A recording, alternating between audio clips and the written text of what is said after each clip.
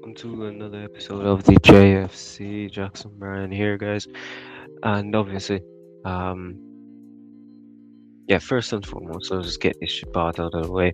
Like, share, and subscribe. Here is our handle again. You guys can always follow along, and we will pin the link as well in the description so you can find us. But obviously, this video is a long time coming. It was recorded, um, it was recorded Good Friday. And I have no idea when I'm gonna put this out. If I want to put it out on Sunday as I normally do, or we're gonna put this out Monday. Probably do it after the holidays, if I'm completely honest.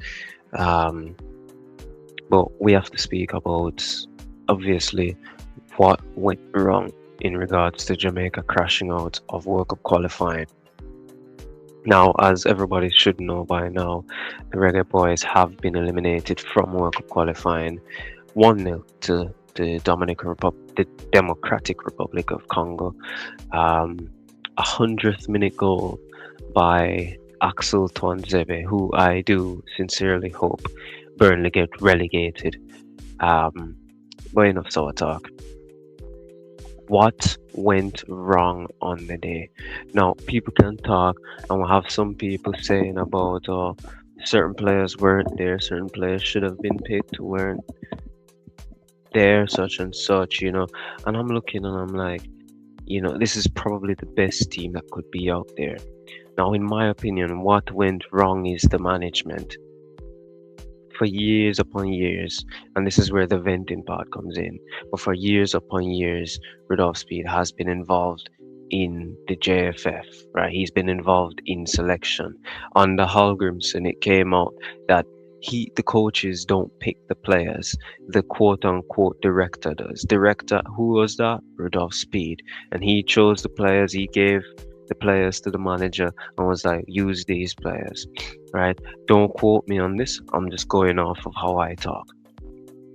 And that's how it would go. Director says, hold these players, you do what you need to do, that's your job, etc., etc. Oh, it doesn't work, he's sad, it's not working for him, and they got rid of Hallgrimson. Then they went out and made an incorrect choice to get Steve McLaren. We'll be completely honest, if we had Hallgrimson for this squad, and at this time we're in the World Cup, right? We would be in the World Cup. But we won't dwell too much on what McLaren and such. But they made an incorrect signing in regards to Steve McLaren, and it's hurt us ever since. McLaren is the manager that is, for example, come in, work right now. If we're to do it on a world stage, he's not a Hansi Flick who can rebuild and use the youth and such and such. Nah, he's more of a I want to say Jose Mourinho or Guardiola, who gets a team readily made to win immediately, not 2 years from now, not 3 years from now, but right now. And that was never gonna happen, right? Speed has been involved in all of this. He's had his hands in so many pies that I can't believe no one's caught food poisoning. Rudolph Speed, then he appointed as the director, right? Appointed himself manager. At that point, that this is some bullshit. And look, people will always try to find the positives out of that. Rudolph Speed's the best coach locally. I mean, who the hell thinks that? And if you think that then that's the problem with Jamaican football, because if a man who can win 2-3 games is the quote unquote best coach ever, then why do people think that Sir Alex Ferguson or Pep Guardiola are better coaches than Brian Clough, who can win a couple of matches in an aqua competition and win the trophy? Because that's not it. The best local coach, let's be honest, and I'll stand on that hill, the best local coach is Anthony Patrick. And no one's ready for that conversation because there are going to be a lot of excuses. But think about it. Anthony Patrick has been in charge of St. Catherine for God knows how long, probably before I was even born. And they've always been competitive, regardless of, in high school, it's basically, teams buy your players. You can't do anything about it because it's a better opportunity for them. Kids graduate, kids go to college, kids get injured. And he's consistently had them competing Walker Cup, Manning Cup style for years. He's now in the seniors, in the senior professional ranks with Racing United, and all of a sudden, he's giving it to the top teams, to the Mount Pleasants, the Cavaliers, the Portmores. He's giving it to them, and no one's batting an eye. That this man, he's showing that he's been able to do on the 16, 18, 20, and now senior level, and he's doing them at a simultaneous way now, where yeah, this guy's got everything. He's got everything. I mean, the only reason he probably doesn't have everything is because he can't speak the proper English, right? But I'm not going to dwell on Patrick. We're gonna stick on this issue in regards to that. Every time I vent, it does go off on a tangent. So I ask you guys to bear with me. Speed was never the man for the job. Once you got contact with Miguel Coley, you give him the squad and you ask him, Miguel, you've got two games to show us that you want to be the guy in charge here. And I'm telling you right now, Miguel would have made better adjustments. Because, and guys, I don't want to sound like an idiot, which I normally am. But why the fuck was Leon Bailey on the pitch for 120 minutes? At 55 minutes, I was thinking he's got to come off because he had done nothing in that first half. He had done nothing to contribute. He was tripping over himself. He was playing nervous. And for him to be the quote unquote poster boy of Jamaican football and to be playing nervous in the biggest game of our history since 1997, that's not great at all. It is terrible. At 55 minutes, you've got to hook him, put on Ephron Mason Clark, and then tell Tyrese to go on the right wing. But no, what happens is Tyrese Campbell, who actually was keeping Wan-Bissaka in check, and when I mean in check, I mean normally a winger goes against Wan-Bissaka, I don't expect anything. I see this man nutmegging him and sending him down the line, pulling him back. Wan-Bissaka being torn all over the place by Tyrese Campbell, and he's hooked for Leon Bailey. And the thing is, you'll always hear a manager, and this is something I've seen with managers in the Premier League and in La Liga all over the world, and they keep certain players on the pitch because they can make something happen. Well, it's not happened yet, and I'm not waiting to lose to then think that maybe I should have made the change. I'm gonna be a proactive person rather than be reactive and say, oh wow, blah blah blah. No, I'm not gonna have it. Leon Bailey should have done 55 minutes at the very maximum. His in-game management, Rudolph Speed, is absolutely terrible. Because you see your opponents who are on top and causing all the problems, they're making changes. You're not like, oh, well, I'm not going to make a change. 55 minutes, no change. 60 minutes, no changes. 65, no changes. You don't make a change until the 72nd minute when you bring in two midfielders. Right? And again, why did Tyrese Hall get his debut in that game? Why did he not play against New Caledonia, a much easier opponent where we had majority of the ball for 90 minutes? What was the thinking there? You put Tyrese Campbell in and you take out Isaac Hayden and you're like, oh, more attacking. Are you dumb? You have two number 10s on the pitch, which when you made the sub, it didn't really change. You put Ian Frey in, who I believe, yeah, he can be a CDM. He's better there than as right back because I don't think he's actually a very good right back. And you think something's gonna happen? Casey Palmer scored again, and again, and again, and he keeps scoring. He keeps scoring goals. And for some reason, when he's with us, we decide to play him in a way where he's nowhere close to the net, to the opponent's net. I said this once before that John Russell was the Jamaican McTominay, and my word, did we miss him? 'Cause- and I mean, we actually did miss him.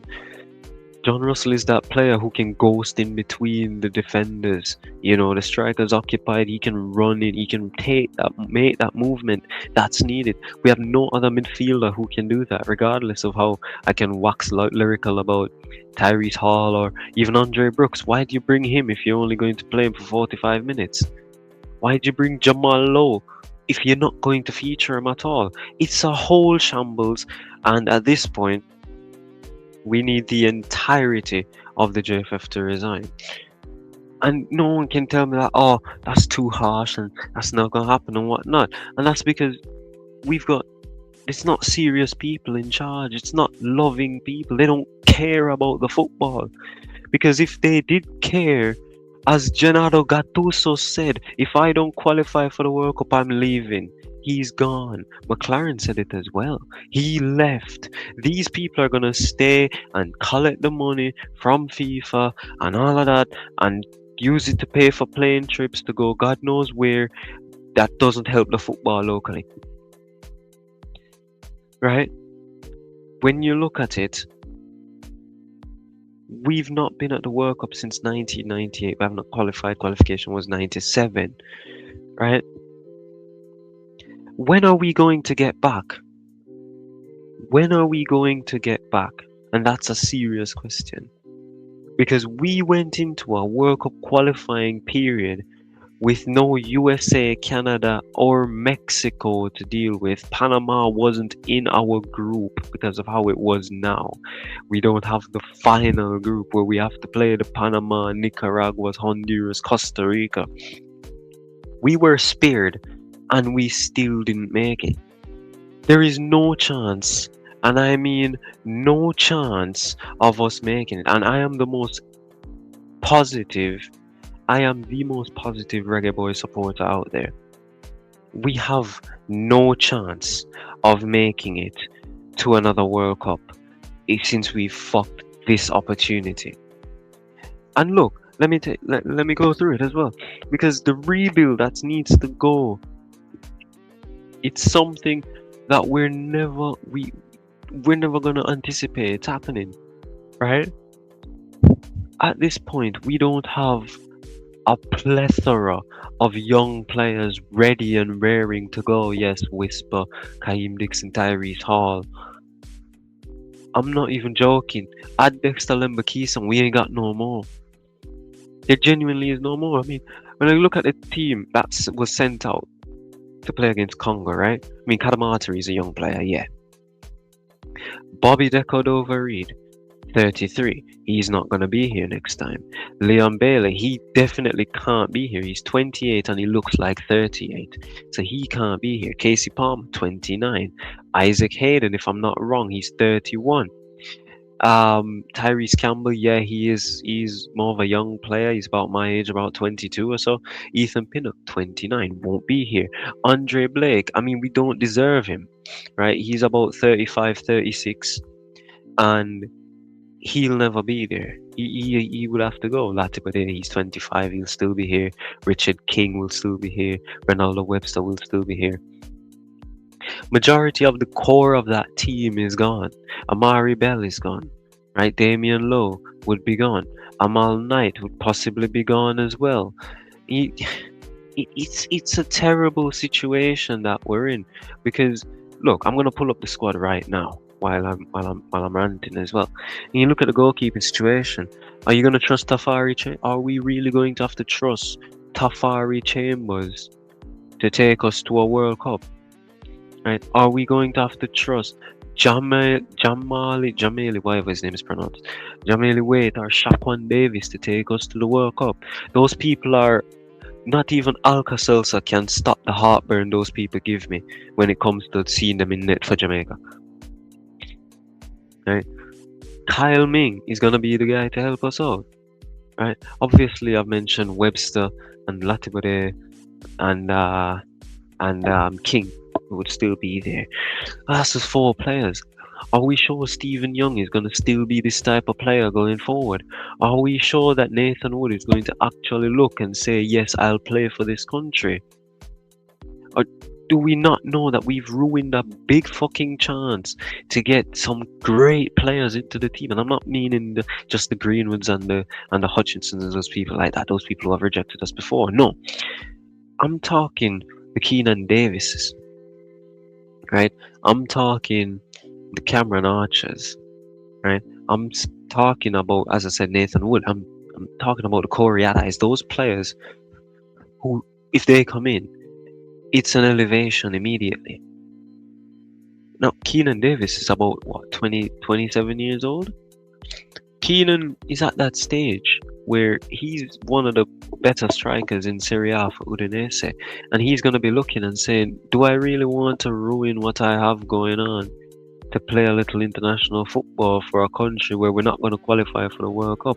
No, players are not that optimistic like they were before, where, oh yes, I'm gonna be the one who's gonna put my name in lights and I brought Jamaica back. Players aren't like that anymore. The players locally, yes. The players abroad, God no. And we've seen that the players locally are nowhere good enough to even beat a team like Grenada. Yes, they won 2-0, but we know what kind of performance that was. Looking up back on the squad now because I was just ranting there. Roy Anderson will still be there. There will be no Kevin Lambert. Maybe Norman Campbell. Maybe not. I mean, the selection, you've seen that the selections don't necessarily call him up, even though he's probably our most valuable player by transfer fee, based on the latest movements of any Jamaican player. Andre Brooks, does he now just regret it? He's 22. Does he just regret coming? Tyrese Hall, he doesn't, because he's always wanted to play for the country. So we're lucky with him. Ephron will be one of the elder statesmen at the next one. Leon, as I said, he can't be there. Cephas, Jamal Lowe, it's over for those people as well. There is a topic, Damari Gray.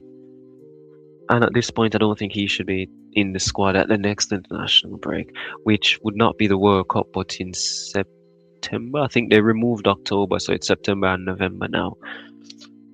And I don't think Damari should be there, because this is not the first or the second time that we've had important games and he's been called up and he has showed up and then he's injured. You can't see my air quotes, but quote unquote injured. And then immediately Birmingham City have a match. He's readily available. You know where I'm going with this. And I, for one, really, really like Dimmy. I never say a bad word about Damari Gray. But this clearly shows that he's prioritizing club football over the country. And when it comes to this, you don't use those players. Because they're not committed. They're not committed. Mate, listen. Rudolph Speed said he's gonna step away as director, but he doesn't rule himself out as being the coach. I mean, who the fuck do you think you are? You can't hire yourself anymore, right? Your contract's up, you're gone. Go back to Cavalier, and please, could someone tell him to leave Wolmer's the fuck alone? Because he went there when we were on the highs. We'd won the Super Cup in 2016. He had joined the year after. We have not been to a final since. The players have looked shit since. The players look so fucking lethargic since. This has been 9 years going on, and people are, oh, you have an axe for grind with him. Yeah, we have an axe for grind with him. He's destroyed the football program that we had at our school, at my school. He's destroyed it. Not even Jerome Wade can come in and save it. And I thought Jerome could have done that. It just shows how much of an absolute dickhead Rudolph Speed is. Right? And look, let's be real here, and enough ranting for me, because that's a long rant, mate. I didn't expect to be doing that so long. And we can go into who do we think should be the next Jamaica manager. And I'm telling you, it's going to be a freaking difficult hiring, because nobody is going to want to take that job. There's going to be no one who's willing to say, okay, I'm going to help building this program from the ground up. Because from what Hal Grimson says, McLaren says. Pe- People still don't think Schaefer's got talk. Like, from what those people can say in the market, in circles, it's like, hey, this is not great for you. You can look, the people upstairs, they're gonna do this and they're gonna do that. No one wants to work with the JFF. If you look, our hiring policy for the last manager was between Steve McLaren, Steve Bruce, and Dwight York. No disrespect to Dwight York, but that's three shit managers. Three managers who would not get a Premier League job in today's game. They wouldn't. I mean, Steve Bruce was sacked by Blackpool, EFL League Two. You get sacked like League One, and you get sacked there. McLaren, as I keep saying, no, he's not been relevant since '99. And Dwight York, I mean, apart from playing, I don't know of him as a coach. He's done well with Trinidad, I'll be honest with you there, but he's a Trinidadian. They look up to players like him. I've always said it. That's the easiest thing. You keep going for outside managers or people who just don't have the tactical know-how when, hello, Darren Moore is there waiting for the call. I genuinely think he's put his phone, he's put everybody else blocked, and as the JFF has the only contact because that man wants the job and he's played for this club, and I've seen him nearly save West Brom from relegation, and people are like, oh, you got relegated. I'm like, they were in a position where they were always going to be relegated. They were always going to be relegated. They were always going to be relegated. And he kept that shit going up until about 3 or 4 games left in the season. And even after that, they kept winning. And Darren Moore is a man who knows Jamaican football. He knows what it is. And he knows how to bridge the gap between what people think is pretty football and what is current Jamaican football. And that's the problem. At this point in time, I genuinely think they're just going to give it to Miguel Coley. They're going to give it to Miguel Coley, or they're going to go out and call back Steve Bruce, who still wants the job, and Steve Bruce is going to be like, oh, hey, yeah, yes, I'm taking it and whatnot. What experience does Steve Bruce have? And I'm not knocking him, because as a United fan, I'll always respect Steve Bruce. But what's the point there? Personally, Anthony Patrick is my guy. That's who I want to see in charge of this country. Anthony Patrick knows how to build, and he knows how to build over a long period of time. If it takes 2030 or 2034, he can be here for both.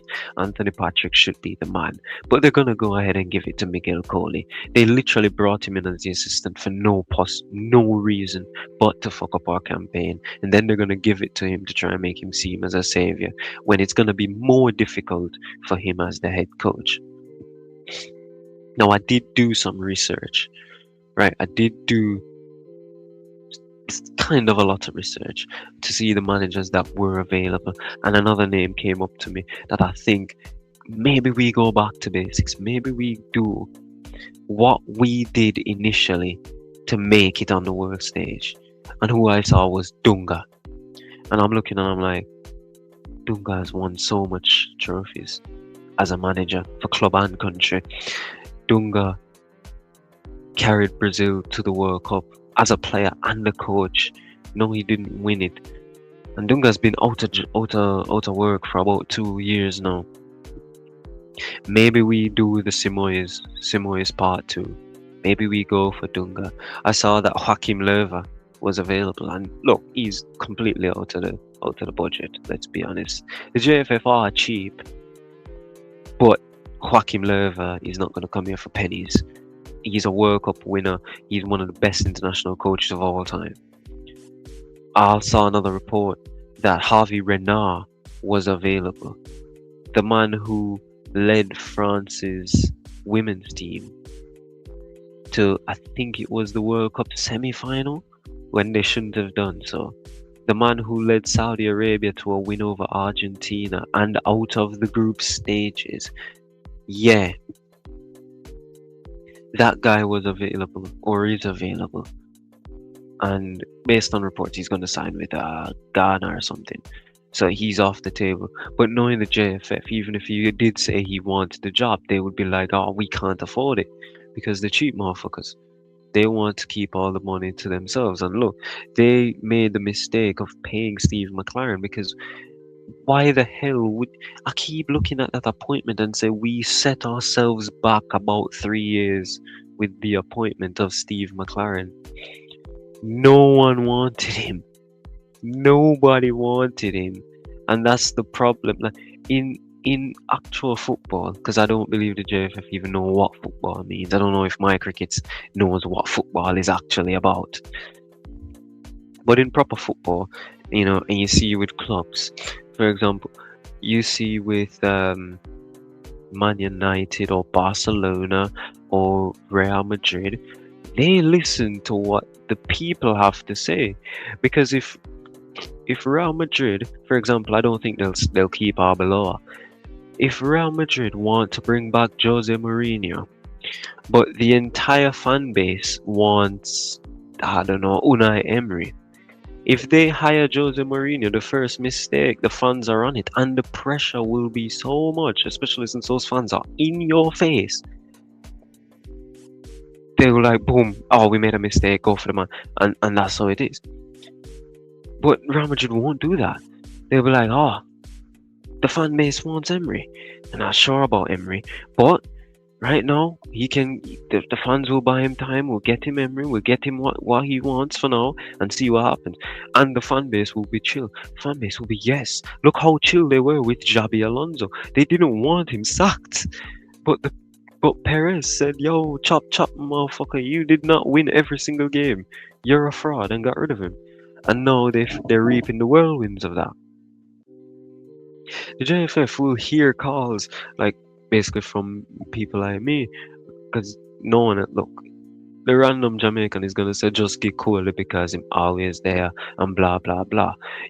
It's like someone that I took on when the squad was initially named, and they said it's time for Ming, and rather than the other players, Ming did not get a fucking minute, mate, and he wouldn't have made a difference anyway.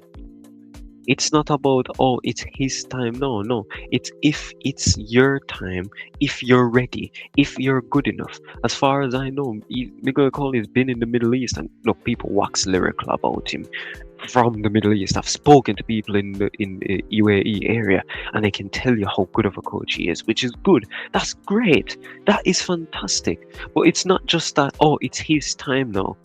I still don't believe Miguel Coley is ready for international football itself, to just sit and not be coaching. He's not ready for that. What he needs to do is find a club to coach, whether in Scotland, Spain, or England. He's not ready for international football. That's why I keep saying Darren Moore or Anthony Patrick, because they have done every single level known to man and have shown consistently in the faces of everyone. And well, not in Patrick's sense, but Moore's been wanting this job forever. He says he's only coaching the club football because he wants to get the recognition from the JFF so he can take over. I've been wanting this man in charge of the JF of the Reggae Boyz since 2020, and we've not had him in 6 years. It's gonna go on 10 years, and he still won't be here, and we might lose out on another World Cup. But look, we're dealing with the JFF here. We're not dealing with reasonable, rational people. We're dealing with a set of mucks who keep getting in power because it's all just nepotism at this point. We'll never have proper football development, structure, and infrastructure itself without getting rid of all this nepotism. Get my crickets out and get a proper person who knows football. Fuck it, give it to Pepe Goodison, one of those people who know what football is, man. If you get those people out, maybe we can actually hear Tapa speak about the things that I have heard, but I won't repeat because he won't speak. Thanks to those who tuned into this. Thanks to those who listened to the rant itself. And listen, if you guys have any thoughts as well, about who should be the next coach, what went wrong, drop it in the comments. But for now, we'll see you guys next time. Vamos, and hopefully we'll make another World Cup.